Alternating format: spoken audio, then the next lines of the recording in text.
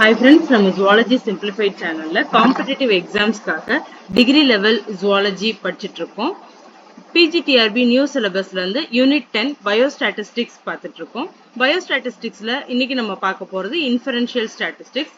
Previous வீடியோல hypothesis டெஸ்டிங்னா என்ன, null and alternative hypothesis finish பண்ணிட்டோம்.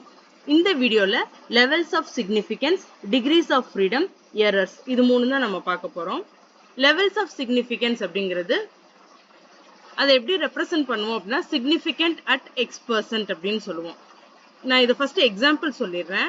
ஒரு 100 தடவை நான் காயினை ஃபிளிப் பண்றேன். 100 தடவை காயினை ஃபிளிப் பண்ணும்போது நம்ம ஆல்ரெடி சொல்லியிருக்கோம், காயின் ஃபிளிப் பண்றதுக்கு நல் ஹைபோதசிஸ் என்ன அப்படின்னா ஆக்சுவலா அது 1/2 பாதி அளவு ஹெட் விழுகணும், பாதி அளவு டெய்ல் விழுகணும். இதுதான் நம்மளோட எதிர்பார்ப்பு. 50 தடவை ஹெட் விழுந்தா 50 தடவை டெய்ல் விழுகணும். ஆனா நம்ம ஃபிளிப் பண்ணும்போது ஒரு நேரம் என்ன ஆயிடுச்சு அப்படின்னா 95% டெய்ல் விழுந்துருச்சு, 5% மட்டும் ஹெட் விழுந்துருச்சு.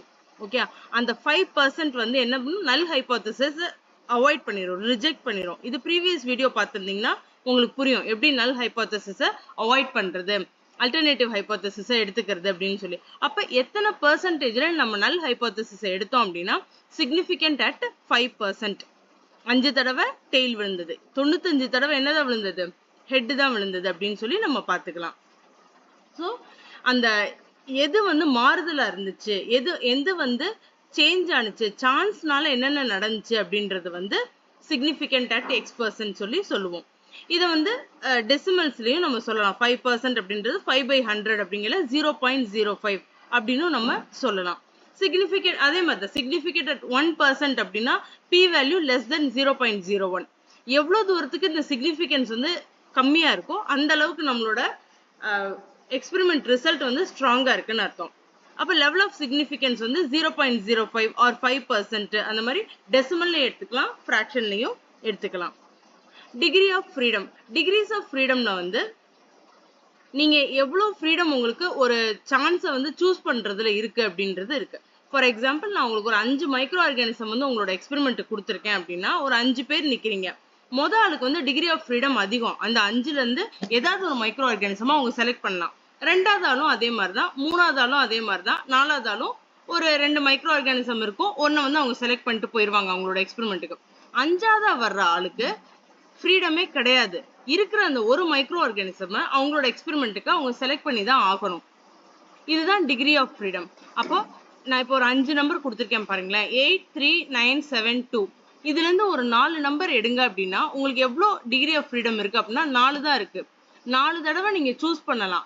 5வது தடவை நீங்க ரிமைனிங் இருக்கிற ஒரு நம்பரை தான் நீங்க எடுக்கிற மாதிரி இருக்கும். அப்ப 5 தடவை உங்களோட டிகிரி ஆஃப் ஃப்ரீடம் சொல்ல முடியாது. 4 தடவை யூ கேன் சூஸ், உங்களுக்கு பிடிச்ச நம்பரை நீங்க சூஸ் பண்ணிக்கலாம். இதுதான் டிகிரிஸ் ஆஃப் ஃப்ரீடம்.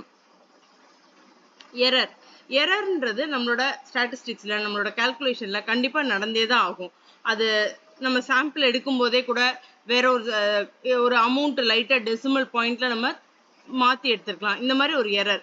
ஸோ நம்மளோட அக்யூரேட் பாயிண்ட், கரெக்ட் வேல்யூல இருந்து டீவியேட் ஆகுற எல்லாமே எரர் தான். Deviation from accuracy or deviation from correctness எல்லாமே எரர் தான். ஸ்டாட்டிஸ்டிக்கல் எரர் எப்படி கால்குலேட் பண்றோம் அப்படின்னா ஒரு பாப்புலேஷனோட ட்ரூ வேல்யூ இருக்கும் மைனஸ் நம்மளோட டேட்டால வர்ற வேல்யூ, இது ரெண்டையும் மைனஸ் பண்ணோம்னா வர்றதா எரர். எரரே வரல, எனக்கு ரெண்டுமே ஈக்குவலா இருக்கு, 0 தான் ஸ்டாட்டிஸ்டிக்கல் எரர். பாப்புலேஷன்ல நம்ம பார்த்த வேல்யூ நம்மளுக்கு எக்ஸ்பெரிமெண்ட்ல வந்த வேல்யூவும் மைனஸ் பண்ணா ஒரே நம்பரை மைனஸ் பண்ணா 0 தான் வருது அப்படின்னா நம்ம எரரே பண்ணல, ரொம்ப அக்யூரேட் ஆன்சர்ல இருக்கும் அப்படின்றது மீனிங். புரியுதா? நம்ம பாப்புலேஷன்ல வரக்கூடிய வேல்யூ மைனஸ் நம்மளோட எக்ஸ்பெரிமெண்ட்ல வந்த வேல்யூ ரெண்டையும் மைனஸ் பண்ணும்போது டிஃபரன்ஸ் பார்க்கும்போது வர்றதா ஸ்டாட்டிஸ்டிக்கல் எரர்.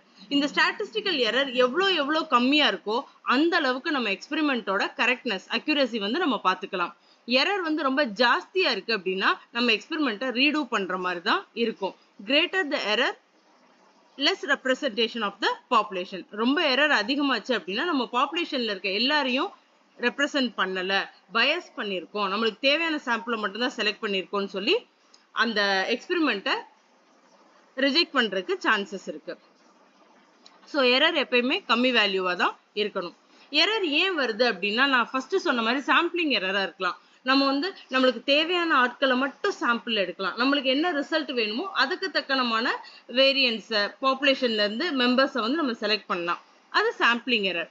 சிஸ்டமேட்டிக் எரர் அப்படின்றது என்ன அப்படின்னா, ஒரு ஸ்பெசிபிக் காஸ்ட் நம்ம காயினை ஃபிளிப் பண்ணும்போது ஒரே நம்பர் விழுகிற மாதிரி ஃபிளிப் பண்றது, டைஸ் உருட்டும் போது ரேண்டமா உருட்டாம நம்மளுக்கு வேணுங்கிற நம்பர் விழுகிற மாதிரியே உருட்டுறது, இது எல்லாமே சிஸ்டமேட்டிக் எரர்ஸ். ரேண்டம் எரர் அப்படின்றது அந்த என்விரான்மெண்ட் ஏதாவது ஒரு சேஞ்சஸ் நம்மளுக்கு தருதா, அந்த சர்க்கம்ஸ்டன்ஸ் ஏதாவது ஒரு சேஞ்சஸ் நம்மளுக்கு தந்தா அது ரேண்டம் எரர்.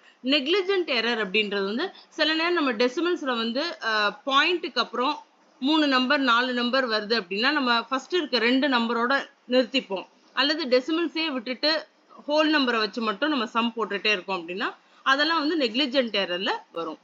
தேங்க்யூ.